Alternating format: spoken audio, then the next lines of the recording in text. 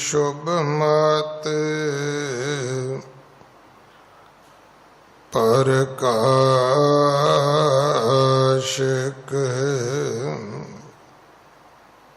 गुरु हर राय नमो कर जोरी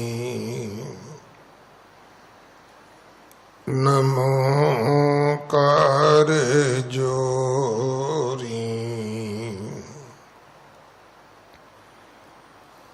गुरु हर कृष्ण मनामो बहोरी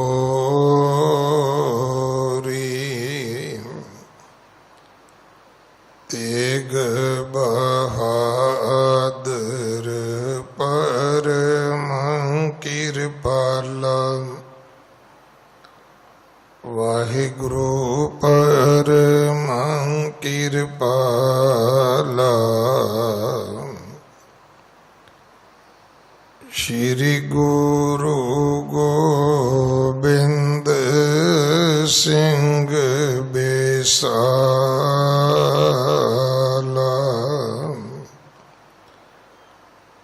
तरों तरा पग पुन पुन सीसा पग पुन पुन सीसा बंदों जी बार बार जगदीशा जहाँ में अमृत ज्ञान है मानक भगत बैराग तन श्री गुरु ग्रंथ उदद बंदों कर अनुराग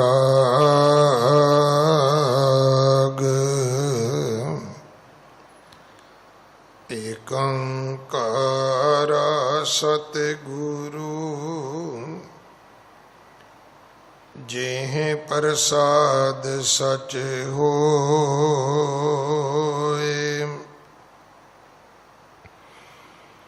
वाहिगुरु जी की फतेह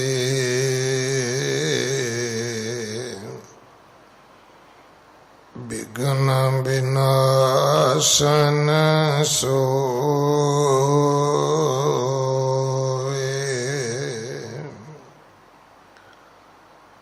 वाहिगुरु जी की फतेह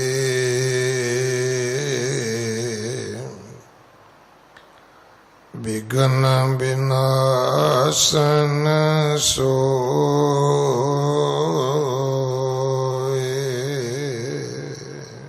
जेह को पाए नहीं तृपताना तृष्णा अद कह अदक बधाना श्री नानक गत दाको त्यागी पर मत फिरत अपर अनुरागी। वाहिगुरु जी का खालसा वाहिगुरु जी की फतेह। गुरु दर ते हाजर गुरु सवारे खालसा जी आप जी वडभागे हो जो 8वें पातशाह बाला प्रीतम सतगुरु जिस डिठै सब दुख जाए इन्हां अजमतां वडियाइयां दे मालक गुरु हरकृष्ण साहब महाराज जी दे पवित्र चरण छो प्राप्त इतिहासक स्थान गुरुद्वारा बंगला साहब जी की यात्रा करते हैं। जुगो जुग अटल छतर चबर तखत मालक। धन धन धन श्री गुरु ग्रंथ साहिब पातशाह महाराज जी दे हजूर। मनुखा जीवन दियां घड़ियां नूं सफला कर रहे हो। सतगुरु सारियां दी यात्रा सफल करन। हुण समा है गुरु दरबार दे नियम अनुसार गुरु इतिहास दी चल रही लड़ीवार कथा दा अपनियां मन बिरतियां इकागर करो। रसना पवित्र कर दे एक बार, सारे उच्चारण करो जी सतनाम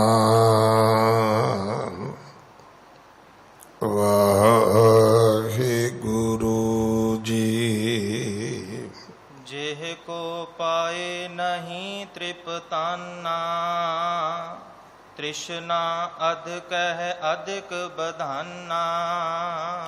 ये इतिहास पहले पातशाह जाहर पीर जगत गुरु कल तारण आए श्री गुरु नानक देव महाराज जी का है। प्रसंग है धरत लुकाई नूं सोध दियां, जगत जलंदे दा उधार कर दियां। सतगुरु कश्मीर पहुंचे ने। इत्थे एक ब्रह्मदास नाम का एक पंडित है, जिस दे कोल 2 ऊठां दे भार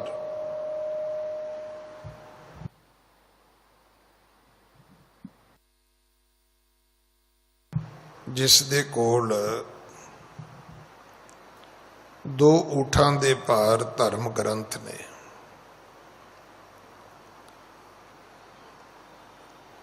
भाव उन्हां धार्मिक पोथियां दा, ग्रंथां दा, धार्मिक पुस्तकां दा भार इन्ना है कि 2 ऊठां ते लद्या जा सकदा। जिन्ना भार ऊठ चुक सकते ने, उन्हें आके गुरु जी नाल चर्चा करन दी कोशिश की। गुरु जी ने उसनों समझाया कि पंडित एक गल चेते रखी, जिन्ना मर्जी पढ़ लो पर बिन सतगुर वाट ना पावे। गुरु तो बिना तैनू रस्ता कित्यों नहीं मिलना। कोई थां ऐसी नहीं जिथों तैनू रस्ता प्राप्त हो सके।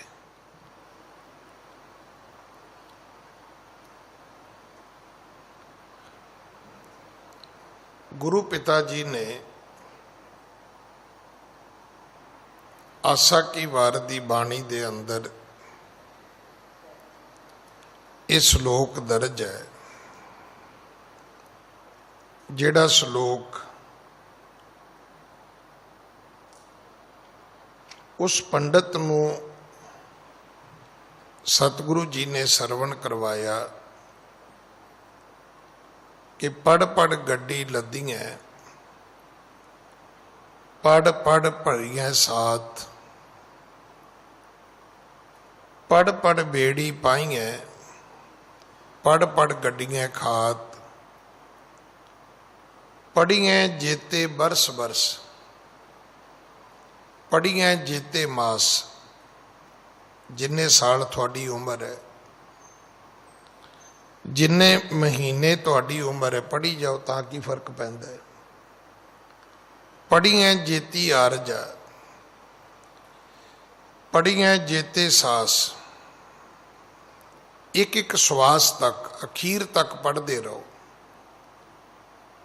ਪਰ ਨਾਨਕ ਲੇਖੈ ਇੱਕ ਗੱਲ ਹੋਰ ਹਉਮੈ ਚਖਣਾ ਚਾਖ। ਜਿਹੜੀ ਰੱਬ ਦੇ ਘਰ ਵਿੱਚ ਪ੍ਰਵਾਨ ਗੱਲ ਹੈ ਉਹ ਸਿਰਫ ਇੱਕ ਹੀ ਹੈ ਕਿ ਕੀ ਬੰਦਿਆ ਤੂੰ ਰੱਬ ਦੀ ਭਗਤੀ ਕੀਤੀ ਹੈ। ਜੇ ਰੱਬ ਦੀ ਭਗਤੀ ਨਹੀਂ ਕੀਤੀ ਤੇ ਇਹ ਪੜ੍ਹਨਾ ਪੜ੍ਹਾਉਣਾ ਇਹ ਝੱਖ ਮਾਰਨ ਦੇ ਤੁੱਲ ਹੈ। ਇਹ ਬੜਾ ਠੇਠ ਪੰਜਾਬੀ ਦਾ ਸ਼ਬਦ ਹੈ। ਘਰ 'ਚ ਕੋਈ ਇਸਤਰੀ, ਘਰ 'ਚ ਕੋਈ ਬੰਦਾ, ਪਿੰਡ 'ਚ ਕੋਈ ਬੰਦਾ ਐਵੇਂ ਬੋਲੀ ਜਾਂਦਾ ਬੋਲੀ ਜਾਂਦਾ ਬੋਲੀ ਜਾਂਦਾ, ਕਦੇ ਇਹਦੇ ਬਾਰੇ ਬੋਲੀ ਜਾਂਦਾ, ਕਦੇ ਉਹਦੇ ਬਾਰੇ ਬੋਲੀ ਜਾਂਦਾ। ਤੇ ਜਦੋਂ ਕਿਸੇ ਸਿਆਣੇ ਬੰਦੇ ਨੇ ਪੁੱਛਿਆ ਵੀ ਇਹ ਕੀ ਹੈ, ਕਹਿੰਦੇ ਐਵੇਂ ਝੱਖ ਮਾਰਦਾ ਫਿਰਦਾ, ਇਹਦੀ ਕੌਣ ਸੁਣਦਾ। ਜਦੋਂ ਤੁਹਾਡਾ ਬੋਲਿਆ ਬੇਮਾਇਨਾ ਹੋ ਜਾਏ, ਵਿਅਰਥ, ਫਜ਼ੂਲ, ਜਿਹਦਾ ਅਸਰ ਕੋਈ ਨਾ ਹੋਵੇ, ਜਿਹਨੂੰ ਸੁਣੇ ਕੋਈ ਨਾ, ਜਿਹਨੂੰ ਮੰਨੇ ਕੋਈ ਨਾ, ਪਰ ਤੁਸੀਂ ਫਿਰ ਬੋਲੀ ਜਾਓ ਤੇ ਉਹ ਕਹਿੰਦੇ ਵੀ ਇਹ ਤੇ ਐਵੇਂ ਝੱਖ ਮਾਰਦਾ, ਇਹਦਾ ਕੀ ਹੈ। ਸਤਿਗੁਰੂ ਕਹਿੰਦੇ ਨੇ ਤੁਹਾਡਾ ਪੜ੍ਹਨਾ ਤੇ ਪੜ੍ਹਾਉਣਾ ਵੀ ਝੱਖ ਮਾਰਨ ਦੇ ਤੁੱਲ ਹੈ। ਕਿਉਂਕਿ ਜਿੰਨੇ ਧਰਮ ਗ੍ਰੰਥ ਨੇ, ਵੇਦਾਂ ਮੈਂ ਨਾਮ ਉੱਤਮ ਸੋ ਸੁਣੇ ਨਾਹੀ, ਫਿਰੈਂ ਜਿਉ ਬੇਤਾਲਿਆ। ਸਿਮਰਤ ਸ਼ਾਸਤਰ ਵੇਦ ਪੁਕਾਰਨ ਪੋਥੀਆਂ। ਜਿੰਨੀਆਂ ਸਿਮਰਤੀਆਂ ਨੇ, ਜਿੰਨੇ ਸ਼ਾਸਤਰ ਨੇ, ਸਾਰੇ ਬੋਲ ਕੇ ਦੱਸਦੇ ਨੇ ਕੂੜ ਬਿਨਾ, ਨਾਮ ਬਿਨਾ ਸਭ ਕੂੜ ਗਾਲੀ ਹੋਸ਼ੀਆਂ। ਨਾਮ ਤੋਂ ਬਿਨਾ ਸਭ ਕੁਝ ਝੂਠਾ ਹੈ। ਇਹ ਸਾਰੀਆਂ ਹੋਸ਼ੀਆਂ ਗੱਲਾਂ ਨੇ।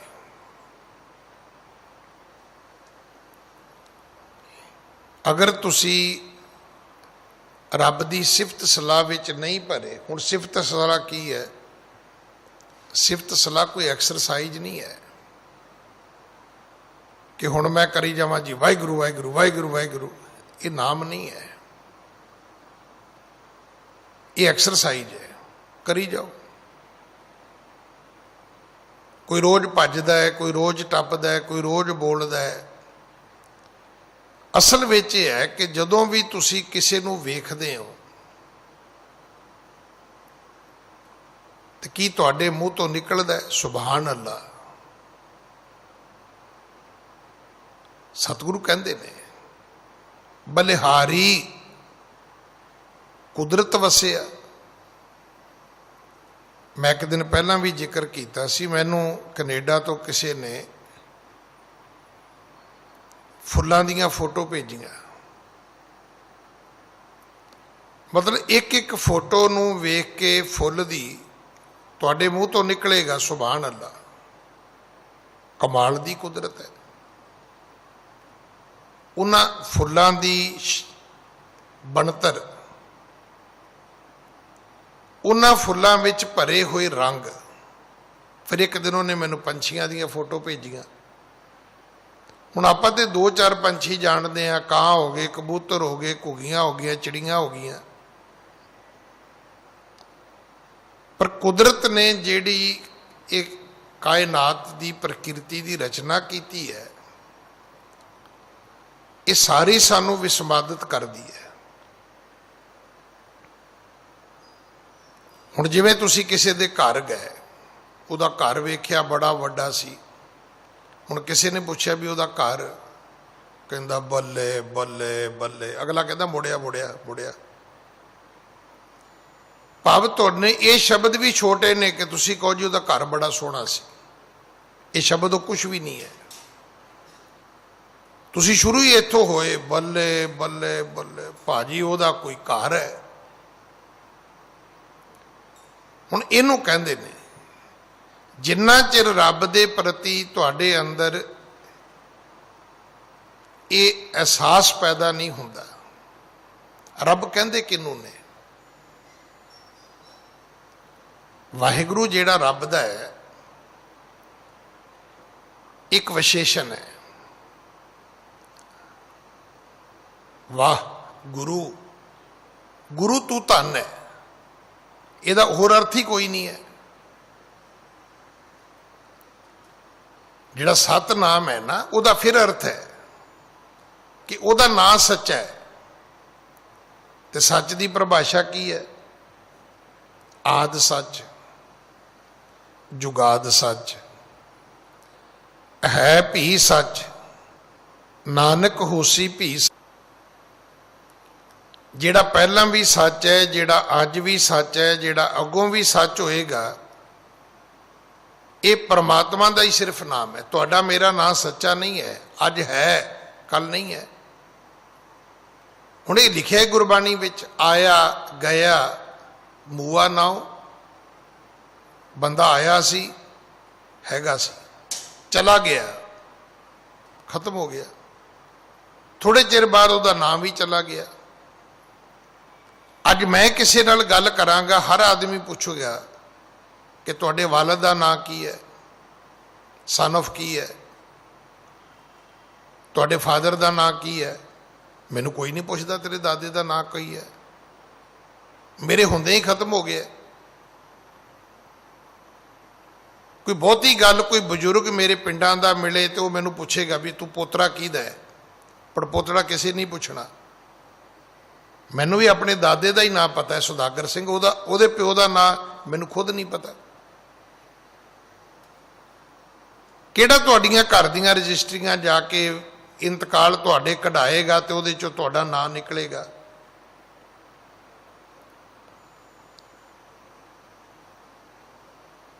ਇਸ ਕਰਕੇ ਸਿਰਫ ਪ੍ਰਮਾਤਮਾ ਹੈ ਜਿਹਦਾ ਨਾਮ ਸੱਚਾ ਹੈ, ਪਹਿਲਾਂ ਵੀ ਸੀ, ਅੱਜ ਵੀ ਹੈ, ਅੱਗੋਂ ਵੀ ਹੋਏਗਾ।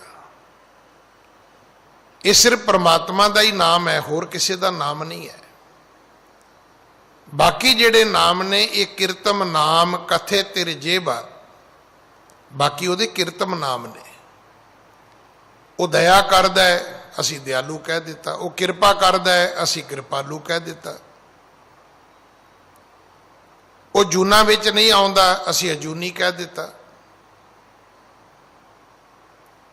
ਉਹ ਸਾਰੇ ਸੰਸਾਰ ਦਾ ਬਣਾਉਣ ਵਾਲਾ ਹੈ, ਅਸੀਂ ਉਹਨੂੰ ਕਰਤਾ ਪੁਰਖ ਕਹਿ ਦਿੱਤਾ।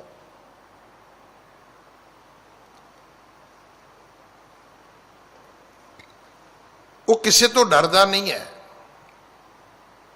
ਅਸੀਂ ਨਿਰਭਉ ਕਹਿ ਦਿੱਤਾ। ਉਹ ਕਿਸੇ ਨਾਲ ਈਰਖਾ ਨਹੀਂ ਕਰਦਾ, ਅਸੀਂ ਉਹਨੂੰ ਨਿਰਵੈਰ ਕਹਿ ਦਿੱਤਾ। ਇਹ ਉਹਦੇ ਕਿਰਤਮ ਨਾਮ ਨੇ। ਕਿਰਤਮ ਨਾਮ ਕਥੈ ਤੇਰੇ ਜੇਬਾ, ਪਰਾ ਨਾਮ ਤੇਰਾ, ਸਤ ਨਾਮ ਤੇਰਾ ਪਰਾ ਪੂਰਬਲਾ। ਅਸਲ ਵਿੱਚ ਉਹਦਾ ਜਿਹੜਾ ਨਾਮ ਹੈ ਉਹ ਸਤ ਨਾਮ ਹੈ।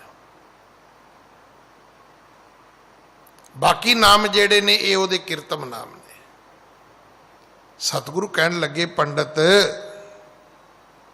ਜਿਹੜੀ ਬਾਕੀ ਤੇਰੀ ਵਿਦਿਆ ਪੜ੍ਹਨੀ, ਪੜ੍ਹਾਉਣੀ, ਕਰਨੀ, ਕਰਾਉਣੀ, ਇਹ ਸਾਰੀ ਵਿਅਰਥ ਹੈ। ਨਾਨਕ ਲੇਖੈ ਇੱਕ ਗੱਲ ਹੋਰ ਹਉਮੈ ਚਖਣਾ ਚਾਕ। ਟਹਿ ਪਿਆ ਗੁਰੂ ਦੇ ਚਰਨਾਂ ਤੇ, ਕਹਿਣ ਲੱਗਾ ਜੀ ਮੈਂ ਗੁਰੂ ਕਿਹਨੂੰ ਧਾਰਨ ਕਰਾਂ। ਹੁਣ ਸਾਡੇ ਵਰਗੇ ਹੁੰਦੇ ਗੁਰੂ ਨਾਨਕ ਸਾਹਿਬ ਦੇ ਕਹਿਣਾ ਸੀ ਵੀ ਮੇਰੇ ਤੋਂ ਚੰਗਾ ਗੁਰੂ ਕਿਹੜਾ ਹੋ ਸਕਦਾ, ਕਿਉਂਕਿ ਸਾਨੂੰ ਤੇ ਆਪਣਾ ਨਾਂ ਲੈਣਾ ਆਉਂਦਾ, ਆਪਣਾ ਹੀ ਮਾਲ ਵੇਚਣਾ ਆਉਂਦਾ। ਆਪਣੇ ਤੋਂ ਬਿਨਾਂ ਅਸੀਂ ਕਿਸੇ ਨੂੰ ਮੰਨਦੇ ਵੀ ਨਹੀਂ ਆ।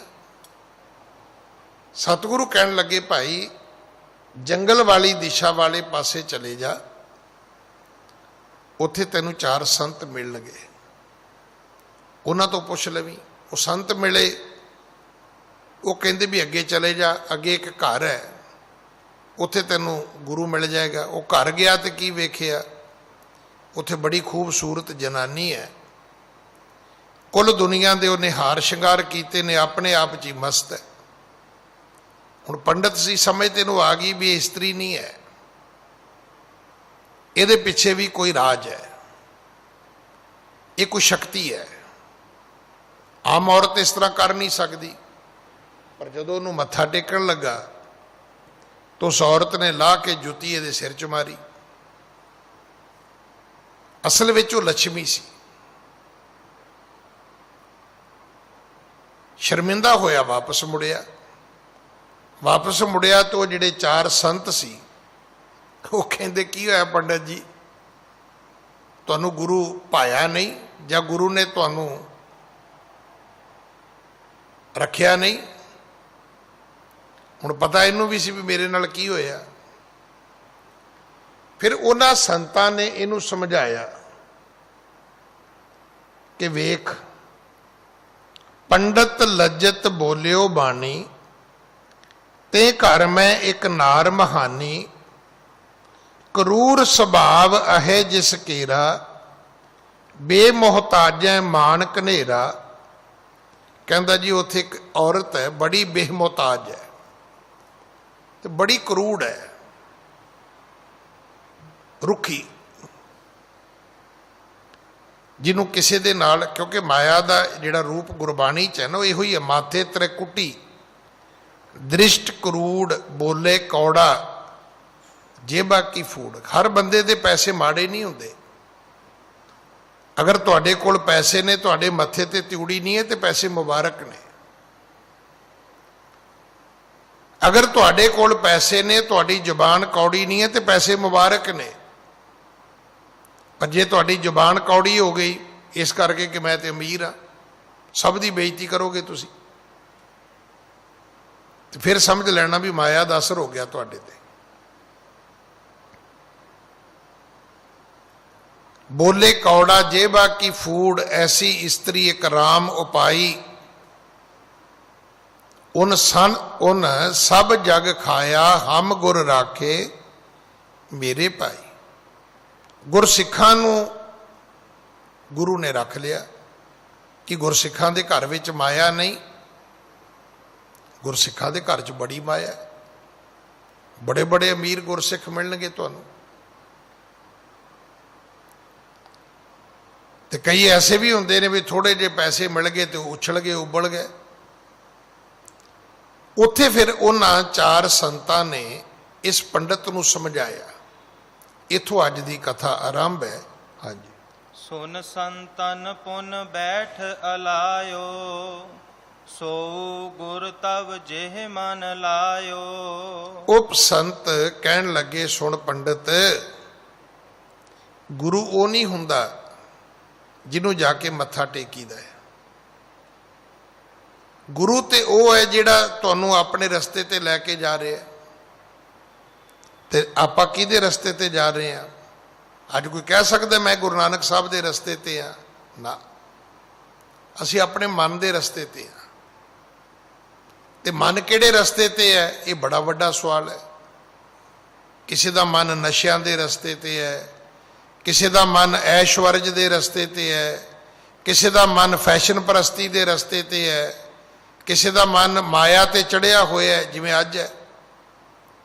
ਮਤਲਬ ਜਦੋਂ ਹਰ ਮਹੱਲੇ ਚੋਂ, ਹਰ ਗਲੀ ਚੋਂ ਅਰਥੀ ਉੱਠ ਰਹੀ ਹੈ, ਤੇ ਅੱਜ ਉੱਥੇ ਵੀ ਲੋਕ ਬੈਠੇ ਨੇ ਜਿਹੜੇ 2, 4, 500 ਦਾ ਸਿਲੰਡਰ 10-20 ਹਜ਼ਾਰ 'ਚ ਵੇਚਣ ਨੂੰ ਤਿਆਰ ਬੈਠੇ ਨੇ।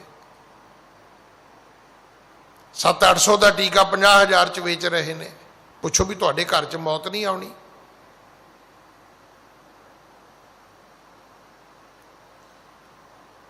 ਉਹ ਹਸਪੀਟਲਾਂ ਵਾਲੇ ਵੀ ਜਿਨ੍ਹਾਂ ਦਾ ਆਮ ਹਾਲਾਤਾਂ ਦੇ ਵਿੱਚ ਬਿੱਲ, ਕਮਰੇ ਦਾ, ਵੈਂਟੀਲੇਟਰ ਦਾ, ਬਾਕੀ ਮੈਡੀਕਲ ਫੈਸਿਲਿਟੀ ਦਾ ਰੋਜ਼ ਦਾ 10, 15, 20 ਹਜ਼ਾਰ ਰੁਪਈਆ ਬਣਦਾ ਹੋਏਗਾ, 50 ਬਣਦਾ ਹੋਏਗਾ, ਅੱਜ 2-2, 3-3 ਲੱਖ ਰੁਪਈਆ ਲੈ ਰਹੇ ਪਰਿਵਾਰ ਵਾਲਿਆਂ ਕੋਲ। ਕਿਸ ਗੱਲ ਦਾ ਲੈ ਰਹੇ ਹੋ? ਵੀ ਕਿਹੜੀ ਮਹਿੰਗਾਈ ਹੋ ਗਈ ਰਾਤੋਂ ਰਾਤ 'ਚ? ਜੇ ਤੁਸੀਂ ਘਟਾ ਨਹੀਂ ਸਕਦੇ, ਹਮਦਰਦੀ ਨਹੀਂ ਵਿਖਾ ਸਕਦੇ, ਤੇ ਠੀਕ ਹੈ, ਜੋ ਤੁਹਾਡਾ ਬਣਦਾ ਤੁਸੀਂ ਲਓ। ਸੰਤਾਂ ਨੇ ਸਮਝਾਇਆ ਵੀ ਪੰਡਤ ਸੁਣ, ਗੁਰੂ ਉਹ ਨਹੀਂ ਹੁੰਦਾ ਜਿਹਨੂੰ ਧਾਰਨ ਕਰੀਦਾ, ਗੁਰੂ ਉਹ ਹੁੰਦਾ ਜਿਹਦੇ ਰਸਤੇ ਤੇ ਚੱਲੀਦਾ ਹੈ।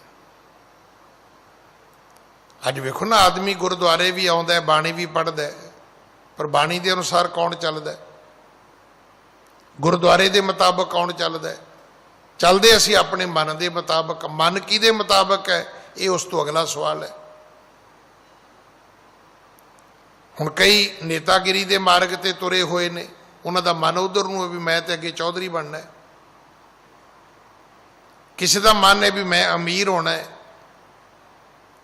ਕਿਸੇ ਦਾ ਮਨ ਹੈ ਵੀ ਮੈਂ ਤੇ ਦੁਨੀਆ ਦੀ ਐਸ਼ਵਰਜ ਕਰਨੀ ਹੈ। ਫਿਰ ਗੁਰੂ ਕੌਣ ਹੋਇਆ? ਗੁਰੂ ਤੁਹਾਡਾ ਐਸ਼ਵਰਜ ਹੈ, ਗੁਰੂ ਤੁਹਾਡੀ ਮਾਇਆ ਹੈ, ਗੁਰੂ ਤੁਹਾਡੀ ਕੁਰਸੀ ਹੈ। ਹੁਣ ਜਿਹਦੀ ਗੁਰੂ ਕੁਰਸੀ ਹੈ ਉਹ ਗੁਰੂ ਨਾਨਕ ਨੂੰ ਕੀ ਜਾਣਦਾ? ਉਹਨੂੰ ਕੁਰਸੀ ਦੀ ਕਹਿ ਦਿਓ ਵੀ ਤੈਨੂੰ ਮਾਰਵਾੜੀ ਪੱਗ ਬੰਨਣੀ ਪਊਗੀ, ਕਹੂਗਾ ਮੈਂ ਬੰਨ ਲੈਣਾ। ਉਹਨੂੰ ਕਹੋ ਤੁਹਾਨੂੰ ਹਿਮਾਚਲ ਵਾਲੀ ਟੋਪੀ ਪਾਉਣੀ ਪਊਗੀ, ਕਹੂਗਾ ਮੈਂ ਉਹ ਵੀ ਪਾ ਲੈਣਾ। ਫਿਰ ਉਹਨਾਂ ਸੰਤਾਂ ਨੇ ਸਮਝਾਇਆ ਕਿ ਪੰਡਤ ਵਿਦਵਾਨ ਤੂੰ ਬੜਾ ਹੈ, ਪਰ ਤੇਰੀ ਸਾਰੀ ਵਿਦਿਆ ਮਾਇਆ ਦੀ ਖਾਤਰ ਹੈ। ਔਰ ਇਹ ਗੁਰਬਾਣੀ 'ਚ ਲਿਖਿਆ ਹੈ ਕਿ ਮਾਇਆ ਕਾਰਨ ਵਿਦਿਆ ਵੇਚੋ, ਜਨਮ ਅਕਾਰਥ ਜਾਈ। ਅਗਰ ਤੁਸੀਂ ਮਾਇਆ ਦੀ ਖਾਤਰ ਆਪਣਾ ਗਿਆਨ ਵੇਚਦੇ ਹੋ ਤੇ ਇਹ ਤੁਹਾਡਾ ਜੀਵਨ ਵਿਅਰਥ ਹੈ। ਇਹਦਾ ਅਰਥ ਇਹ ਨਹੀਂ ਕਿ ਮਾਇਆ, ਅਗਰ ਗਿਆਨ ਹੈ ਤੁਹਾਡੇ ਕੋਲ ਤੇ ਤੁਸੀਂ ਉਹਦੀ ਕੀਮਤ ਨਹੀਂ ਲੈ ਸਕਦੇ। ਲੈ ਸਕਦੇ ਹੋ। ਗਿਆਨ ਦੀ ਹਮੇਸ਼ਾ ਹੀ ਦੁਨੀਆ ਨੇ ਕਦਰ ਕੀਤੀ ਹੈ, ਗਿਆਨ ਦਾ ਹਮੇਸ਼ਾ ਹੀ ਦੁਨੀਆ ਨੇ ਸਤਿਕਾਰ ਕੀਤਾ ਹੈ। ਨਿਊਯਾਰਕ ਵਿੱਚ ਅੱਜ ਵੀ ਉਹ ਗੁਰਦੁਆਰਾ ਫਲਸ਼ਿੰਗ, ਉੱਥੋਂ ਦੇ ਸਿੰਘ ਅੱਜ ਵੀ ਮੌਜੂਦ ਨੇ। ਉਹ ਕਹਿੰਦੇ ਸੀ ਮਸ਼ਕੀਨ ਸਾਹਿਬ ਨੂੰ ਬੁਲਾਇਆ ਤਾਂ ਅਸੀਂ ਪੁੱਛਿਆ ਵੀ ਮਸ਼ਕੀਨ ਸਾਹਿਬ ਭੇਟਾ, ਕਹਿਣ ਲੱਗੇ ਜੋ ਦੇ ਦਿਓਗੇ। ਕਹਿੰਦੇ ਜਾਣ ਬੁੱਝ ਕੇ ਜਦੋਂ ਤੁਰਨ ਲੱਗੇ ਅਸੀਂ ਦਿੱਤੀ ਨਹੀਂ, ਵੀ ਵੇਖੀਏ ਅਸੀਂ ਕਰਦੇ ਕੀ ਨੇ। ਕਹਿੰਦੇ ਉਹਨਾਂ ਕੁਛ ਨਹੀਂ ਕੀਤਾ, ਚਲੇ ਗਏ। ਕਹਿੰਦੇ ਅਗਲੇ ਸਾਲ ਫਿਰ ਗਏ ਅਸੀਂ, ਵੀ ਮਸ਼ਕੀਨ ਸਾਹਿਬ ਤੁਸੀਂ ਅਮਰੀਕਾ ਆਏ ਹੋ ਤੇ ਸਾਡੇ ਗੁਰਦੁਆਰੇ ਵੀ ਕਥਾ ਕਰ ਦਿਓ। ਕਹਿੰਦੇ ਕਰ ਦਿਆਂਗੇ। ਕਹਿੰਦੇ ਫਿਰ ਅਸੀਂ ਉਸ ਤੋਂ ਬਾਅਦ ਨਹੀਂ ਪਰਖਿਆ ਉਹਨਾਂ ਨੂੰ। ਕਹਿੰਦੇ ਪਹਿਲੀ ਵਾਰੀ ਉਹਨਾਂ ਨਹੀਂ ਮੰਗੀ, ਅਸੀਂ ਸੋਚਿਆ ਵੀ ਹੋ ਸਕਦਾ ਸਟੰਟ ਹੋਵੇ ਇਹਨਾਂ ਦਾ, ਪਰ ਜਦੋਂ ਨਹੀਂ ਦਿੱਤੀ ਫਿਰ ਸੋਚਿਆ ਵੀ ਲੜਨਗੇ, ਕਿ ਮਾਇਆ ਨਹੀਂ ਦਿੱਤੀ ਮੈਨੂੰ ਬਈ, ਚੋ ਲੜੇ ਵੀ ਨਹੀਂ ਉਹ। ਕਹਿੰਦੇ ਜਦੋਂ ਫਿਰ ਬੁਲਾਉਣਗੇ ਅਸੀਂ ਸੋਚਿਆ ਵੀ ਸਾਨੂੰ ਸੁਣਾਉਣਗੇ ਵੀ ਪਿਛਲੀ ਵਾਰੀ ਮੈਂ ਆਇਆ ਸੀ, ਤੁਸੀਂ ਕਿਹੜਾ ਮੈਨੂੰ ਪੈਸੇ ਦਿੱਤੇ ਬਈ। ਉਹਨਾਂ ਫਿਰ ਬੁਕਿੰਗ ਕਰ ਲਈ, ਕਹਿੰਦੇ ਕੋਈ ਗੱਲ ਨਹੀਂ ਮੈਂ ਆ ਜਾਵਾਂਗਾ। ਕਹਿੰਦੇ ਫਿਰ ਅਸੀਂ ਸ਼ਰਮਸਾਰ ਹੋਏ ਵੀ ਬੰਦਾ ਤੇ ਇਦਾਂ ਦਾ ਹੀ ਹੋਣਾ ਚਾਹੀਦਾ। ਕਿ ਮਸ਼ਕੀਨ ਸਾਹਿਬ ਨੇ ਮਾਇਆ ਲਈ ਨਹੀਂ ਕਥਾ ਦੀ? ਮੈਂ ਤਾਂ ਨਹੀਂ ਸੁਣਿਆ ਕਦੇ ਉਹਨਾਂ ਮਾਇਆ ਚੁੱਕ ਕੇ ਗੋਲਕ 'ਚ ਪਾਈ ਹੋਵੇ। ਉਹ ਮਾਇਆ ਲੈਂਦੇ ਸਨ ਪਰ ਮਾਇਆ ਮੰਗਦੇ ਨਹੀਂ ਸੀ। ਮਾਇਆ ਵਾਹਿਗੁਰੂ ਨੇ ਉਹਨਾਂ ਨੂੰ ਸਭ ਤੋਂ ਵੱਧ ਦਿੱਤੀ। ਸਭ ਤੋਂ ਵੱਧ ਦੁਨੀਆ 'ਚ ਟਰੈਵਲ ਕੀਤਾ ਉਹਨੇ। ਜਿੰਨੇ ਮੁਲਕ ਉਹਨਾਂ ਨੇ ਵੇਖੇ, ਮੇਰੇ ਖਿਆਲ ਇੰਨੇ ਮੁਲਕ ਤੇ ਮੇਰੇ ਵਰਗਾ ਬੰਦਾ ਗਿਣ ਵੀ ਨਹੀਂ ਸਕਦਾ। ਗਿਆਨ ਹੋਣਾ ਆਪਣੇ ਆਪ ਦੇ ਵਿੱਚ ਇੱਕ ਬਹੁਤ ਵੱਡੀ ਗੱਲ ਹੈ। ਉਹਨਾਂ ਸੰਤਾਂ ਨੇ ਪੰਡਤ ਨੂੰ ਸਮਝਾਇਆ। ਫਿਰ ਪੰਡਤ ਨੂੰ ਇਹ ਵੀ ਦੱਸਿਆ ਕਿ ਸ਼੍ਰੀ ਨਾਨਕ ਗਤ ਦਾ ਕੋ ਤਿਆਗੀ, ਭਰਮਤ ਫਿਰਤ ਅਪਰ ਅਨੁਰਾਗੀ। ਉਹ ਮੂਰਖਾ, ਗੁਰੂ ਨਾਨਕ ਨੂੰ ਛੱਡ ਕੇ ਤੇ ਤੂੰ ਫਿਰ ਲੱਭਦਾ ਫਿਰਦਾ ਜੀ ਮੈਂ ਕੋਈ ਹੋਰ ਗੁਰੂ ਧਾਰਨ ਕਰਨਾ ਹੈ। ਕਹਿਣ ਲੱਗੇ ਇਸ ਤੋਂ ਵੱਡਾ ਗੁਰੂ ਕੋਈ ਨਹੀਂ ਹੈ। ਹਾਂਜੀ।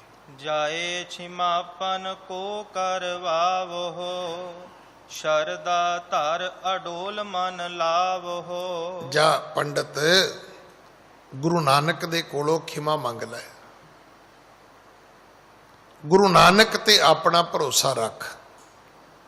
ਜਾ ਜਾ ਕੇ ਗੁਰੂ ਨਾਨਕ ਨੂੰ ਆਪਣਾ ਗੁਰੂ ਧਾਰਨ ਕਰ, ਧਰ ਅਡੋਲ ਸ਼ਰਦਾ ਮਨ ਲਾਵੋ।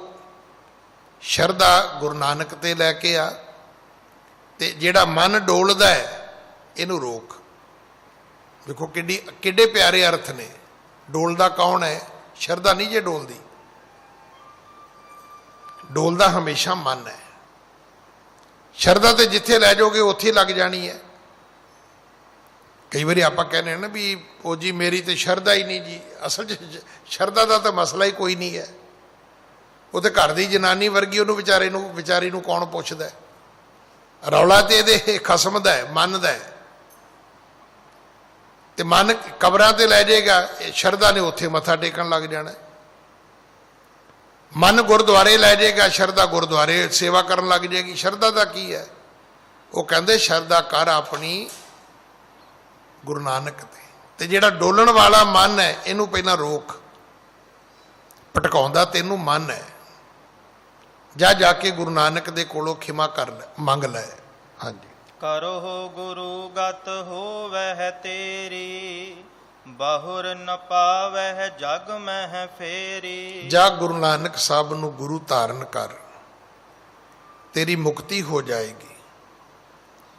ਕਦੇ ਮੁੜ ਕੇ ਤੇਰਾ ਸੰਸਾਰ ਦੇ ਵਿੱਚ ਜੰਮਣਾ ਤੇ ਮਰਨਾ ਨਹੀਂ ਹੋਏਗਾ। ਹਾਂਜੀ। ਸੁਨ ਪੰਡਿਤ ਸ਼ਰਦਾ ਧਰ ਪੂਰੀ, ਆਨ ਲੀਨ ਪੰਕਜ ਪਦ ਧੂਰੀ। ਫਿਰ ਉਸ ਪੰਡਤ ਨੇ ਆ ਕੇ ਗੁਰੂ ਜੀ ਤੇ ਸ਼ਰਧਾ ਧਾਰਨ ਕੀਤੀ। ਫਿਰ ਉਹਨੇ ਆ ਕੇ ਗੁਰੂ ਪਿਤਾ ਮਹਾਰਾਜ ਦੇ ਕੋਲੋਂ ਚਰਨ ਪੌਲ ਪ੍ਰਾਪਤ ਕੀਤੀ, ਗੁਰੂ ਮਹਾਰਾਜ ਦੀ ਸਿੱਖੀ ਗ੍ਰਹਿਣ ਕੀਤੀ। ਹਾਂਜੀ। ਉਰ ਤੇ ਸਗਰੀ ਦ્વੈਤ ਬਿਸਾਰੀ, ਪਾਹੁਲ ਲੈਨ ਭਇਓ ਅਧਿਕਾਰੀ। ਉਹ ਗੁਰੂ ਦੀ ਕੋਲੋਂ ਪਹੁਲ ਲੈਣ ਦਾ ਅਧਿਕਾਰੀ ਬਣਿਆ, ਗੁਰੂ ਦੇ ਚਰਨਾਂ ਦੀ ਧੂੜੀ ਦਾ ਅਧਿਕਾਰੀ ਬਣਿਆ। ਉਹਨੇ ਆਪਣੇ ਅੰਦਰੋਂ ਦਵੈਤ ਖਤਮ ਕੀਤੀ। ਦਵੈਤ ਕੀ ਹੈ? ਈਰਖਾ। ਦਵੈਤ ਕੀ ਹੈ? ਵੈਰ ਵਿਰੋਧ। ਦਵੈਤ ਕੀ ਹੈ? ਮੇਰ ਤੇਰ, ਊਚ ਨੀਚ, ਭਿੰਨ ਭੇਦ। ਸਭ ਤੋਂ ਪਹਿਲੀ ਲੋੜ ਅੱਜ ਜਿਹੜੀ ਸੰਸਾਰ ਨੂੰ ਹੈ, ਇਸ ਗੱਲ ਦੀ ਹੈ। ਹੁਣ ਵੀ ਤੁਸੀਂ ਵੇਖ ਲਓ, ਬੰਗਾਲ 'ਚ ਇਲੈਕਸ਼ਨ ਹੋਈ ਹੈ, ਮਤਲਬ ਇਲੈਕਸ਼ਨ ਹੀ ਇਸ ਗੱਲ ਤੇ ਹੋ ਗਈ ਹੈ ਵੀ ਕੌਣ ਹਿੰਦੂ ਹੈ, ਕੌਣ ਹਿੰਦੂ ਨਹੀਂ ਹੈ, ਕੌਣ ਮੁਸਲਮਾਨ ਹੈ, ਕੌਣ ਮੁਸਲਮਾਨ ਨਹੀਂ ਹੈ। ਜਿੰਨਾ ਚਿਰ ਇਹ ਚੀਜ਼ਾਂ ਖਤਮ ਨਹੀਂ ਹੋਣਗੀਆਂ, ਉਹਨਾਂ ਚਿਰ ਆਪਸੀ ਭਾਈਚਾਰਾ, ਆਪਸੀ ਮਿਲਣ ਵਰਤਨ ਕਦੇ ਬਣ ਹੀ ਨਹੀਂ ਸਕਦਾ। ਕਤਲੋ ਗਾਰਤ ਰੋਕ ਹੀ ਨਹੀਂ ਸਕਦੀ ਧਰਤੀ ਤੋਂ। ਇਹ ਵੱਡਾ ਟੁੱਕੀ ਕਦੇ ਖਤਮ ਹੀ ਨਹੀਂ ਹੋ ਸਕਦੀ। ਕਦੇ ਵੀ ਦੁਨੀਆ ਦੇ ਉੱਤੇ ਲਾ ਐਂਡ ਆਰਡਰ ਕਾਇਮ ਨਹੀਂ ਹੋ ਸਕਦਾ, ਡੰਡੇ ਨਾਲ ਨਹੀਂ ਕਾਇਮ ਹੋਣਾ। ਹੁਣ ਜਿਹੜੇ ਮੁਲਕ, ਬਾਹਰਲੇ ਮੁਲਕਾਂ ਵਿੱਚ ਸ਼ਾਂਤੀ ਹੈ, ਤੁਸੀਂ ਕੀ ਸੋਚਦੇ ਵੀ ਹਰ ਚੌਂਕ ਤੇ ਪੁਲਿਸ ਬੈਠੀ ਹੈ? ਜਿੱਥੇ ਜਿੰਨੀ ਫੋਰਸ ਜ਼ਿਆਦਾ ਹੋਏਗੀ, ਇਹਦਾ ਅਰਥ ਕੀ ਹੈ? ਉਹ ਏਰੀਆ ਉਨੀ ਵੱਡੀ ਟਰਬਲ ਵਾਲਾ ਏਰੀਆ ਹੋਏਗਾ, ਉਨੀ ਉੱਥੇ ਲੋਕਾਂ ਦੇ ਵਿੱਚ ਦਹਿਸ਼ਤ ਹੋਏਗੀ।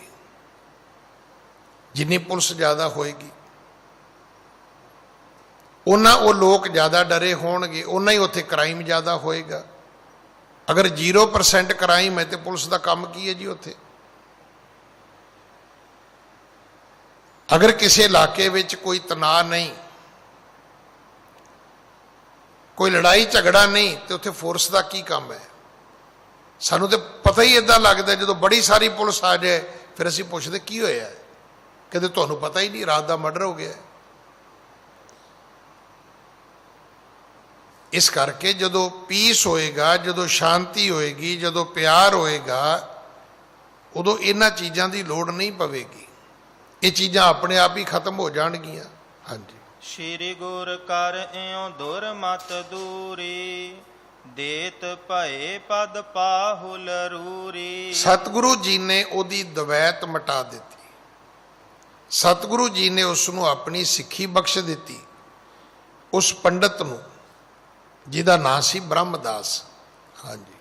ਧਰਮਸ਼ਾਲਾ ਮਹਿ ਸੋਭੈ ਸਾਇਓ, ਨਾਮਦਾਨ ਇਸ਼ਨਾਨ ਦ੍ਰਿੜਾਇਓ। ਫਿਰ ਉੱਥੇ ਸਤਿਗੁਰੂ ਜੀ ਨੇ ਧਰਮਸ਼ਾਲਾ ਬਣਵਾਈ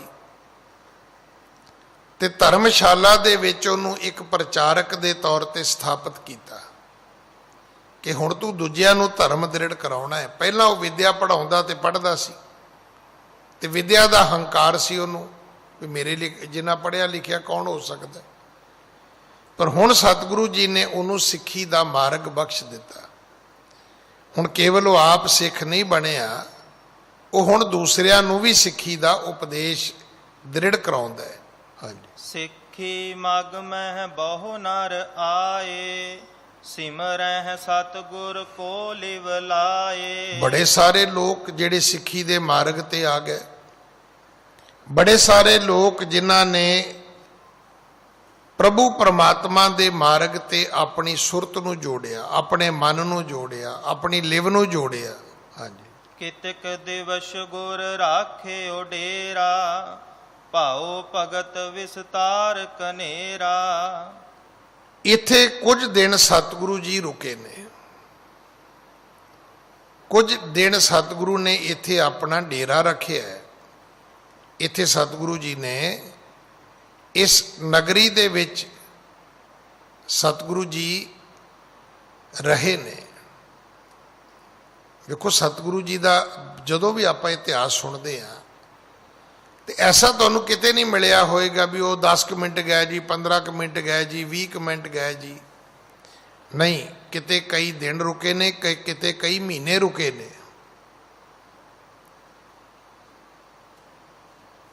ਹੁਣ ਸਾਡੇ 'ਚ ਬੜੇ ਲੋਕ ਨੇ ਐਸੇ ਜਿਹੜੇ ਗੁਰਦੁਆਰੇ ਆਉਂਦੇ, ਪਰ ਮੈਂ ਅੱਜ ਤੱਕ ਉਹਨਾਂ ਨੂੰ ਕਦੇ ਬੈਠੇ ਨਹੀਂ ਵੇਖਿਆ ਗੁਰਦੁਆਰੇ 'ਚ। ਹੁਣ ਇਹੋ ਜਿਹੇ ਵਿਅਕਤੀ ਮੇਰੇ ਵਰਗੇ ਬੰਦੇ ਨੂੰ ਵੀ ਮਿਲ ਜਾਂਦੇ ਨੇ, ਗਿਆਨੀ ਜੀ ਤੁਸੀਂ ਕਿੱਥੇ ਸੇਵਾ ਕਰਦੇ ਹੋ? ਮੈਂ ਕਿਹਾ ਜੀ ਬੰਗਲਾ ਸਾਹਿਬ। ਕਹਿੰਦੇ ਤੁਹਾਨੂੰ ਵੇਖਿਆ ਤਾਂ ਨਹੀਂ ਕਦੇ। ਵੀ ਵੇਖੇ ਤੇ ਤਾਂ ਜੇ ਤੂੰ ਕਿਤੇ 10 ਮਿੰਟ ਖਲੋਵੇਂ ਤੇ। ਔਰ ਇਹ ਗੱਲ ਵਿਦਵਾਨਾਂ ਨੇ ਕੱਢੀ ਹੈ। ਉਹ ਕਹਿੰਦੇ ਵੀ ਸੋਨੇ 'ਚ ਜਿੰਨਾ ਚਿਰ ਮਿਲਾਵਟ ਹੁੰਦੀ ਹੈ ਨਾ, ਉਹ ਸੁਨਿਆਰੇ ਦੀ ਕੋਠਾਲੀ 'ਚ ਟਿਕਦਾ ਹੀ ਨਹੀਂ, ਭੱਜਾ ਹੀ ਫਿਰਦਾ, ਭੱਜਾ ਹੀ ਫਿਰਦਾ। ਤੇ ਜਦੋਂ ਉਹਦੀ ਮੈਲ ਮੁੱਕ ਜਾਂਦੀ ਹੈ, ਖਤਮ ਹੋ ਜਾਂਦੀ ਹੈ, ਸੁਨਿਆਰੇ ਨੂੰ ਕਿਵੇਂ ਪਤਾ ਲੱਗਦਾ ਸੋਨਾ ਸ਼ੁੱਧ ਹੋ ਗਿਆ? ਸੁਨਿਆਰਾ ਕੋਈ ਅੰਤਰਜਾਮੀ ਥੋੜ੍ਹਾ। ਸੁਨਿਆਰੇ ਨੂੰ ਉਹਦੀ ਕਸਵੱਟੀ ਦੱਸਦੀ ਹੈ ਵੀ ਇਹ ਹੁਣ ਰੁਕ ਗਿਆ। ਜਦੋਂ ਰੁਕ ਗਿਆ ਇਹਦਾ ਮਤਲਬ ਸ਼ੁੱਧ ਹੋ ਗਿਆ। ਸਤਿਗੁਰੂ ਸਾਨੂੰ ਰੋਜ਼ ਹੀ ਕਹਿੰਦੇ ਨੇ ਸ਼ੁੱਧ ਹੋ ਜਾਓ ਭਾਈ, ਥਿਰ ਘਰ ਬੈਸੋ, ਹਰ ਜਨ ਪਿਆਰੇ, ਸਤਿਗੁਰ ਤੁਮਰੇ ਕਾਜ ਸਵਾਰੇ। ਆਪਾਂ ਤੇ ਭੱਜੇ ਹੀ ਫਿਰਦੇ ਆ। ਮਤਲਬ ਗੁਰਦੁਆਰੇ 'ਚ 15 ਥਾਵਾਂ ਤੇ ਮੱਥਾ ਟੇਕ ਲੈਣਾ ਹੈ, ਪਰ 15 ਥਾਵਾਂ ਤੇ ਜਿੰਨਾ ਟਾਈਮ ਮੱਥਾ ਟੇਕਣ ਤੇ ਲੱਗਦਾ ਉਹਨੇ ਸਕਿੰਟ, ਉਹਨੇ ਮਿੰਟ ਵੀ ਗੁਰੂ ਦੇ ਕੋਲ ਨਹੀਂ ਬਹਿਣਾ। ਬੜੇ ਬੰਦੇ ਨੇ ਜਿਨ੍ਹਾਂ ਨੂੰ ਆਪਣੀ ਜ਼ਿੰਦਗੀ 'ਚ ਇੱਥੇ ਬੈਠੇ ਵੇਖਿਆ ਹੀ ਨਹੀਂ। ਆਵਾਗਮਣੀ ਹੈ ਉਹਨਾਂ ਦਾ, ਚੱਲੀ ਜਾਂਦਾ। ਜਦੋਂ ਇਹ ਗੁਰੂ ਦੀ ਅਸੀਂ ਕਥਾ ਸੁਣਦੇ ਹਾਂ ਫਿਰ ਪਤਾ ਲੱਗਦਾ ਵੀ ਤੁਹਾਡਾ ਸਤਿਗੁਰੂ ਆਪ ਰਹਿੰਦਾ ਰਿਹਾ ਜਾ ਕੇ। ਚੀਜ਼ ਕੋਈ ਗ੍ਰਹਿਣ ਕਰਨੀ ਹੋਵੇ ਜਾਂ ਕਰਵਾਉਣੀ ਹੋਵੇ ਭਾਈ, ਉਹਦੇ ਲਈ ਟਾਈਮ ਤਾਂ ਸਪੈਂਡ ਕਰਨਾ ਹੀ ਪਏਗਾ ਤੁਹਾਨੂੰ। ਤੁਸੀਂ ਸਮਝਾਉਣ ਵਾਲੇ ਨਹੀਂ ਰੁਕੋਗੇ, ਅਗਲਾ ਸਮਝ ਨਹੀਂ ਪਾਏਗਾ।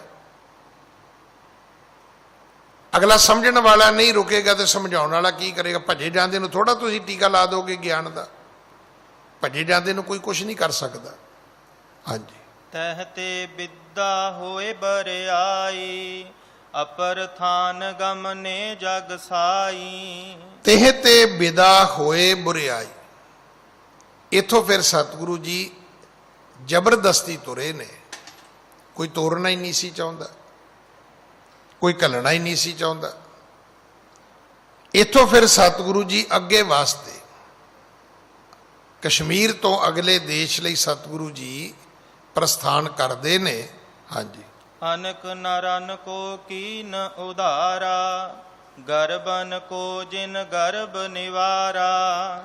ਅਨਕ ਨਰਨ ਕੋ ਕੀਨ ਉਧਾਰਾ। ਉਹ ਗੁਰੂ ਨਾਨਕ ਸਾਹਿਬ ਜਿਨ੍ਹਾਂ ਨੇ ਬੜੇ ਸਾਰੇ ਲੋਕਾਂ ਦਾ ਉਧਾਰ ਕੀਤਾ, ਜਿਨ੍ਹਾਂ ਨੇ ਬੜੇ ਬੜੇ ਵੱਡੇ ਹੰਕਾਰੀਆਂ ਦੇ ਹੰਕਾਰ ਮਟਾਏ ਨੇ। ਹਾਂਜੀ, ਸਿੰਧ ਮਹਾਨਦ ਕੇ ਉਰੇ, ਪਚਸ ਕੋਸ ਪਰਥਾਨ। ਸਿੰਧ ਦਰਿਆ ਦਾ ਨਾਮ ਹੈ, ਉਹਦੇ ਤੋਂ 25 ਕੋਸ ਦੂਰ ਇੱਕ ਡਿਸਟੈਂਸ ਹੈ, ਇੱਕ ਦੂਰੀ ਹੈ ਜਿੱਥੇ ਸਤਿਗੁਰੂ ਜੀ ਜਾਂਦੇ ਨੇ। ਹਾਂਜੀ, ਗਿਰੇ ਊਚੋ ਕੋ ਸਕਤਾਹਾਂ, ਦੇਖਿਓ ਕਿਰਪਾ ਨਿਧਾਨ। ਉੱਥੇ ਇੱਕ ਬਹੁਤ ਉੱਚਾ ਪਹਾੜ ਹੈ। ਸਤਿਗੁਰੂ ਗੁਰੂ ਨਾਨਕ ਸਾਹਿਬ ਮਹਾਰਾਜ ਵੇਖਦੇ ਨੇ। ਹਾਂਜੀ, ਤਰਵਰ ਹਰਤ ਤਰੇ ਥਲ ਸੁੰਦਰ, ਬੈਠੇ ਗੁਰੂ ਸਗਲ ਗੁਰ ਮੰਦਰ। ਗਿਰ ਉੱਚਾ ਪਹਾੜ ਸਤਿਗੁਰੂ ਜੀ ਨੇ ਵੇਖਿਆ ਤੇ ਪਹਾੜ ਤੋਂ ਥੋੜਾ ਜਿਹਾ ਦੂਰ ਇੱਕ ਦਰਖਤ ਦੇ ਥੱਲੇ ਗੁਰੂ ਨਾਨਕ ਸਾਹਿਬ ਮਹਾਰਾਜ ਨੇ ਆਪਣਾ ਆਸਣ ਕੀਤਾ। ਤਰਵਰ ਹਰਤ ਤਰੇ ਥਲ ਸੁੰਦਰ, ਹਰਿਆ ਭਰਿਆ ਰੁੱਖ ਸੀ, ਉਹਦੇ ਥੱਲੇ ਬੜੀ ਸੁੰਦਰ ਥਾਂ ਸੀ। ਉੱਥੇ ਗੁਣਾਂ ਦੇ ਘਰ ਗੁਰੂ ਨਾਨਕ ਸਾਹਿਬ ਮਹਾਰਾਜ ਨੇ ਆਪਣਾ ਆਸਣ ਕੀਤਾ। ਹਾਂਜੀ। ਸਹਿਜ ਸੁਭਾਵਿਕ ਕੇਤਕ ਕਾਲਾ, ਬੀਤ ਗਇਓ ਤਿਸ ਥਾਨ ਕਿਰਪਾਲਾ। ਸਹਿਜ ਸੁਭਾਇਕ ਕੇਤਕ ਕਾਲਾ, ਬੀਤ ਗਇਓ ਤਿਸ ਥਾਨ ਕਿਰਪਾਲਾ। ਸਹਿਜ ਸੁਭਾਏ ਸਤਿਗੁਰੂ ਬੈਠੇ ਨੇ, ਬੈਠੇ ਬੈਠੇ ਬਹੁਤ ਸਾਰਾ ਸਮਾਂ ਬਤੀਤ ਹੋ ਗਿਆ। ਹਾਂਜੀ। ਮਰਦਾਨੇ ਕੋ ਜਲ ਕੀ ਚਾਹੂ, ਭਇਓ ਤ੍ਰਿਖਾ ਤੁਰ ਕਹਿ ਗੁਰ ਪਾਹੂ। ਹੁਣ ਇਹ ਕੀ ਹੈ? ਇਹ ਸਭ ਗੁਰੂ ਨਾਨਕ ਦੀ ਆਪਣੀ ਮਾਇਆ ਹੈ। ਅਚਾਨਕ ਬੈਠੇ ਬੈਠੇ ਭਾਈ ਮਰਦਾਨਾ ਕਹਿਣ ਲੱਗੇ, ਬਾਬਾ ਪਿਆਸ ਲੱਗੀ ਹੈ, ਤ੍ਰੇ ਲੱਗੀ ਹੈ, ਬੜਾ ਮੂੰਹ ਸੁੱਕ ਰਿਹਾ, ਪਾਣੀ ਪੀਣਾ ਹੈ, ਮੈਨੂੰ ਪਾਣੀ ਦੀ ਲੋੜ ਹੈ। ਹਾਂਜੀ। ਹੇ ਪ੍ਰਭ ਇਹਾਂ ਨੀਰ ਨਹਿ ਨੇਰੈ, ਕਰਨ ਪਾਨ ਕੀ ਇੱਛਾ ਮੇਰੈ। ਪਰ ਦਾਤਾ ਪਾਣੀ ਕਿਤੇ ਨੇੜੇ ਨਜ਼ਰ ਤਾਂ ਆਉਂਦਾ ਨਹੀਂ। ਆਖਰ ਸਤਿਗੁਰੂ ਤੁਰ ਕੇ ਆਏ ਸੀ, ਕੋਈ ਨਦੀ, ਕੋਈ ਖੂਹ, ਕੋਈ ਦਰਿਆ, ਕੋਈ ਹੈ ਨਹੀਂ ਸੀ ਲਾਗੇ। ਦੇਖੋ ਉਦੋਂ ਦੋ ਚੀਜ਼ਾਂ ਨਹੀਂ ਸੀ ਹੁੰਦੀਆਂ, ਨਾ ਹੈਂਡ ਪੰਪ ਹੁੰਦੇ ਸੀ ਤੇ ਨਾ ਹੀ ਆ ਜਿਹੜਾ ਸ਼ਹਿਰਾਂ ਵਾਲਾ ਵਾਟਰ ਵਰਕਸ ਸਿਸਟਮ ਇਹ ਹੁੰਦਾ ਸੀ। ਗੱਲਾਂ ਹੀ ਦੋ ਨੇ, ਜਾਂ ਪਾਣੀ ਖੂਹ ਚੋਂ ਨਿਕਲਦਾ ਸੀ ਜਾਂ ਪਾਣੀ ਦਰਿਆਵਾਂ ਦਾ ਹੁੰਦਾ ਸੀ। ਕਹਿਣ ਲੱਗਾ ਬਾਬਾ ਪਾਣੀ ਤੇ ਕਿਤੇ ਹੈ ਨਹੀਂ ਤੇ ਪਾਣੀ ਪੀਣ ਦੀ ਇੱਛਾ ਬਹੁਤ ਹੈ। ਹਾਂਜੀ। ਰਾਵਰ ਕੋ ਸਭ ਗਿਆਤਾ ਅਹੈ, ਕਰੋ ਬਤਾਵਨ ਜੇਠਾਂ ਲਹੈ। ਕਹਿਣ ਲੱਗਾ ਬਾਬਾ ਤੁਹਾਨੂੰ ਤੇ ਪਤਾ ਹੋਏਗਾ ਪਾਣੀ ਕਿੱਥੇ ਹੈ, ਤੇ ਜਿੱਧਰ ਹੈਗਾ ਪਾਣੀ ਮੈਨੂੰ ਹੁਕਮ ਕਰੋ, ਮੈਂ ਉਧਰੋਂ ਜਾ ਕੇ ਪੀ ਆਵਾਂ। ਕੋਈ ਦਿਸ਼ਾ ਦੱਸ ਦਿਓ ਕਿ ਪਾਣੀ ਕਿੱਥੋਂ ਮਿਲ ਸਕਦਾ ਹੈ, ਪਾਣੀ ਕਿੱਥੇ ਹੋ ਸਕਦਾ ਹੈ, ਤਾਂ ਕਿ ਮੇਰੀ ਪਿਆਸ ਮਿਟ ਜਾਏ।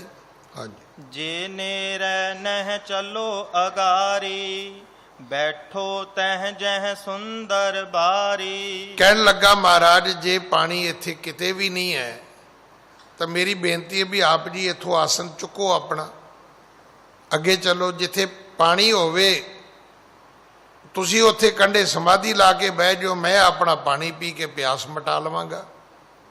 ਤੁਸੀਂ ਤੇ ਬਹਿਣਾ ਹੀ ਹੈ ਚੌਂਕੜੀ ਮਾਰ ਕੇ, ਇੱਥੇ ਵੀ ਬਹਿਣਾ ਤੇ ਉੱਥੇ ਵੀ ਬਹਿਣਾ। ਆਪ ਜੀ ਉੱਥੇ ਬੈਠ ਜਾਇਓ ਤੇ ਮੈਨੂੰ ਛਕਣ ਵਾਸਤੇ ਜਲ ਮਿਲ ਜਾਏਗਾ। ਹਾਂਜੀ। ਸ਼੍ਰੀ ਨਾਨਕ ਸੁਨ ਕਹਿ ਬਾਨੀ, ਕਰੋ ਪਾਨ ਇਤ ਹੀ ਟਿਗ ਪਾਨੀ। ਸਤਿਗੁਰੂ ਕਹਿਣ ਲੱਗੇ ਮਰਦਾਨਿਆ ਪਾਣੀ ਇੱਥੇ ਹੀ ਪਿਆ ਦਿੰਨੇ ਆ ਤੈਨੂੰ, ਜੇ ਪਾਣੀ ਪਿੱਛੇ ਹੀ ਉੱਠ ਕੇ ਜਾਣਾ ਹੈ ਤੇ ਜਾਣ ਦੀ ਕੀ ਲੋੜ ਹੈ, ਇੱਥੇ ਹੀ ਪਾਣੀ ਪ੍ਰਾਪਤ ਹੋ ਜਾਏਗਾ। ਹਾਂਜੀ। ਉਪਰ ਗਿਰ ਕੇ ਚੱਡੋ ਅਗਾਰੀ, ਤਹ ਫਕੀਰ ਇੱਕ ਵਲੀ ਕੰਧਾਰੀ। ਸਤਿਗੁਰੂ ਜੀ ਕਹਿਣ ਲੱਗੇ ਮਰਦਾਨਿਆ ਫਿਰ ਅਸੀਂ ਬੈਠੇ ਹਾਂ ਤੇ ਆ ਜਿਹੜੀ ਪਹਾੜੀ ਹੈ ਤੂੰ ਇਸ ਪਹਾੜੀ ਤੇ ਚੜ, ਇਸ ਪਹਾੜੀ ਦੇ ਉੱਪਰ ਇੱਕ ਵਲੀ ਹੈ। ਵਲੀ ਜਾਤੀ ਨਹੀਂ ਹੈ, ਜਿਵੇਂ ਆਪਾਂ ਗੁਰੂ ਕਹਿੰਦੇ ਆ, ਪੀਰ ਫਕੀਰ ਕਹਿੰਦੇ ਆ, ਇਸੇ ਤਰ੍ਹਾਂ ਹੀ ਸ਼ਬਦ ਹੈ ਵਲੀ, ਪੈਗੰਬਰ। ਇਹ ਸਾਰੇ ਧਾਰਮਿਕ ਕਿਸੇ ਰੱਬੀ ਅਵਤਾਰ ਦੇ ਲਈ ਵਰਤੇ ਜਾਂਦੇ ਨੇ। ਅਵਤਾਰ ਕਹਿ ਦਿਓ, ਵਲੀ ਕਹਿ ਦਿਓ, ਪੈਗੰਬਰ ਕਹਿ ਦਿਓ, ਗੁਰੂ ਕਹਿ ਦਿਓ, ਨਬੀ ਕਹਿ ਦਿਓ, ਕੋਈ ਫਰਕ ਨਹੀਂ ਹੈ। ਹਜ਼ਰਤ ਕਹਿ ਦਿਓ, ਪੀਰ ਕਹਿ ਦਿਓ, ਕੋਈ ਫਰਕ ਨਹੀਂ ਹੈ। ਇਹ ਸਾਰੇ ਸਮ ਅਰਥੀ ਸ਼ਬਦ ਨੇ।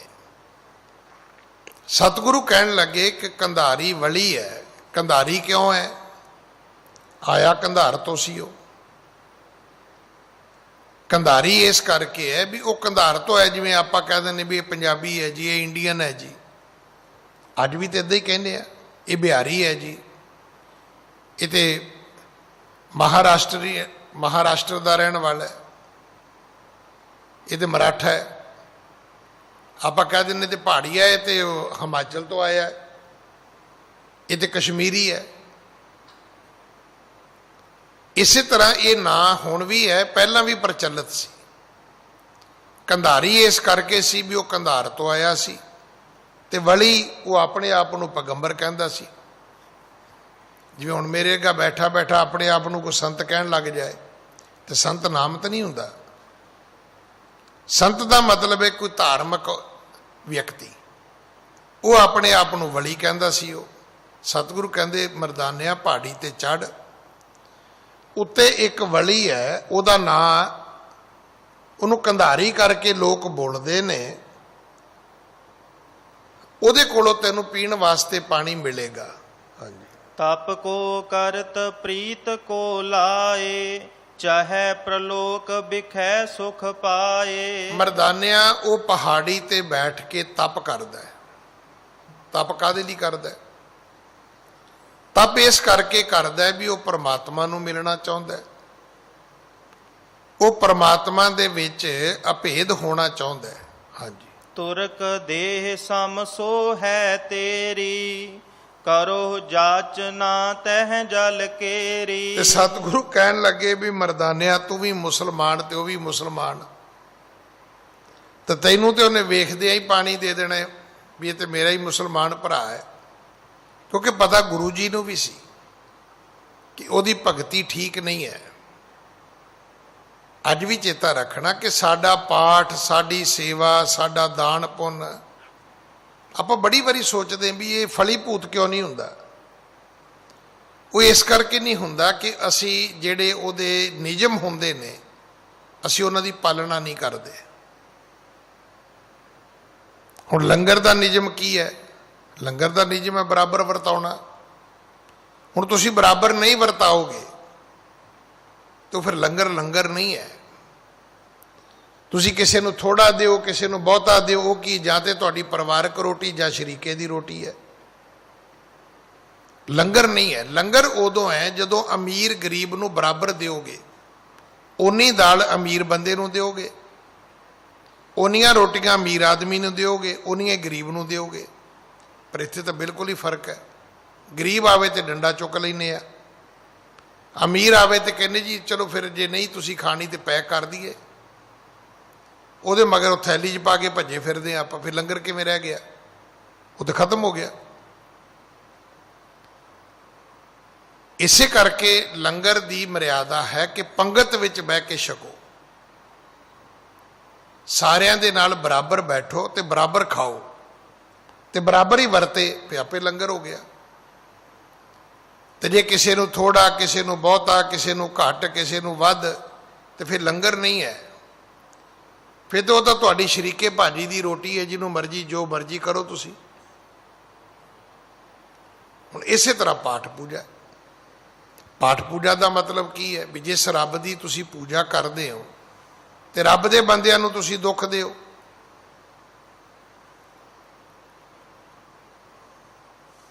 रब कौन है? रब का कोई शरीर है ही नहीं। ये नहीं भी कदे होएगा, ना कदे भी नहीं होया। रब का शरीर कदे भी नहीं होया, ना अज है ना पहला सी। ते रब किथे है?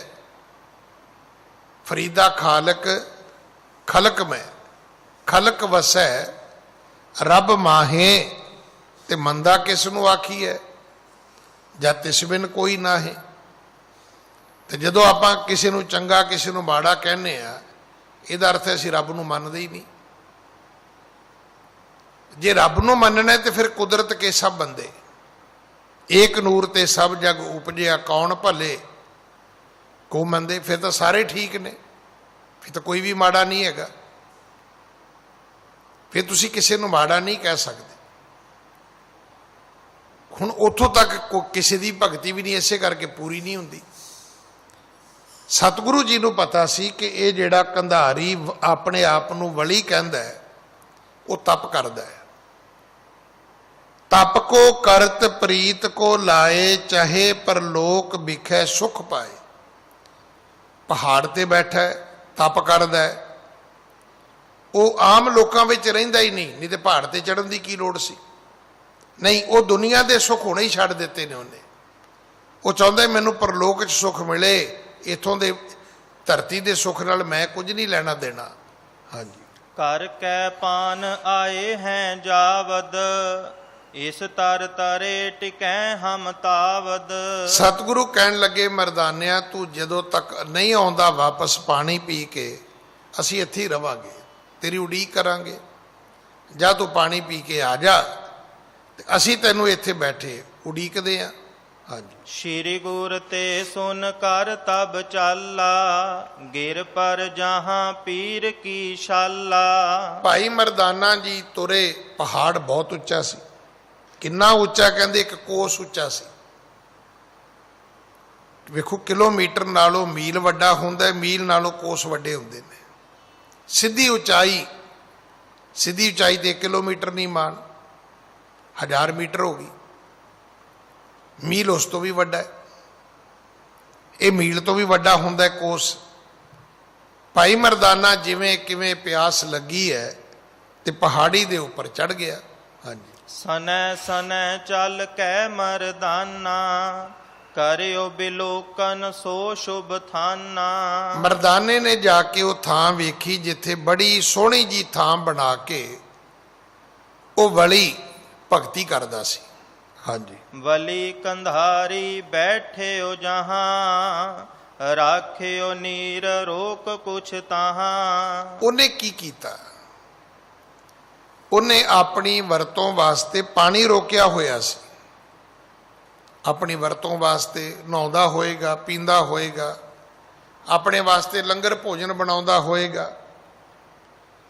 ਪਹਾੜੀ ਤੇ ਰਹਿੰਦਾ ਹੈ ਤੇ ਉਹਨੇ ਉੱਥੇ ਆਪਣੇ ਕੋਲ ਪਾਣੀ ਸਟੋਰ ਕੀਤਾ ਹੋਇਆ, ਪਾਣੀ ਰੋਕਿਆ ਹੋਇਆ ਸੀ ਉਹਨੇ।